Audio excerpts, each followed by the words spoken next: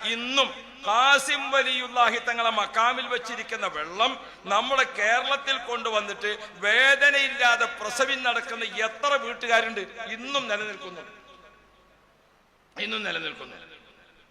എന്റെ പെണ്ണുങ്ങൾ 6 പ്രസവിച്ചു, 3 ആൺകുട്ടികളും 3 പെൺകുട്ടികളും. സുഖമായിട്ട് പ്രസവം നടക്കണം.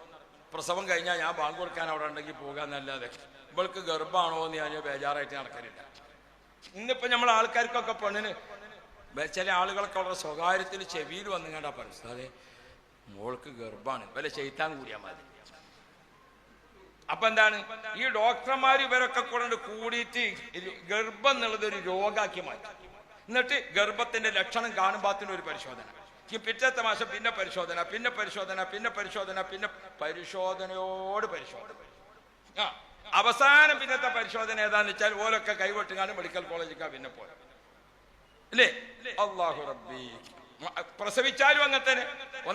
ആദ്യത്തെ ദിവസത്തെ മരുന്ന്, പിന്നെ ദിവസത്തെ മരുന്ന്, പിന്നെ ദിവസത്തെ മരുന്ന്. യാ അല്ലാഹ്, ഞാൻ എന്റെ കുട്ടിനെ ഡോക്ടറെ കാണിക്കാൻ വേണ്ടി പോയപ്പോ ഡോക്ടർ വെച്ച് തുള്ളി മരുന്നൊക്കെ കൊടുത്തിട്ടില്ല. ഇതൊന്നും തുള്ളിയൊന്നും അല്ല, ക്ലാസ്സിൽ തന്നെയാണ് കൊടുക്കലാണ്. എന്നിട്ടാ തുള്ളി അവനാന്റെ കുട്ടികളല്ലേ ഇങ്ങനെ കണക്കാക്കി കൊടുക്കാൻ കൊടുക്കലാണ്. അല്ലാഹു റബ്ബി. അപ്പൊ ഡോക്ടർക്ക് കഥ മനസ്സിലായി. എത്ര കുടുംബത്തിലെ അംഗങ്ങൾ സുബ്ഹാനല്ലാഹ്. നമ്മളെ മർക്കസിലെ മുദരിസുണ്ട് ചിയൂർ അഹമ്മദ് മുസ്ലിയാർ, അദ്ദേഹത്തിന്റെ അനുജനുണ്ട് അബ്ദുറഹ്മാൻ മുസ്ലിയാർ, ഞങ്ങൾ തുടങ്ങിയിട്ട് പോലെ എല്ലാവരും പെണ്ണുങ്ങളും 10, 12, 15 ഒക്കെ പ്രസവം ഒക്കെ വീട്ടിൽ നിന്നാ പ്രസവിക്കണം. ഇന്നും ഒക്കെ വീട്ടിൽ നിന്ന് തന്നെ പ്രസവിക്കണം. എന്തേ?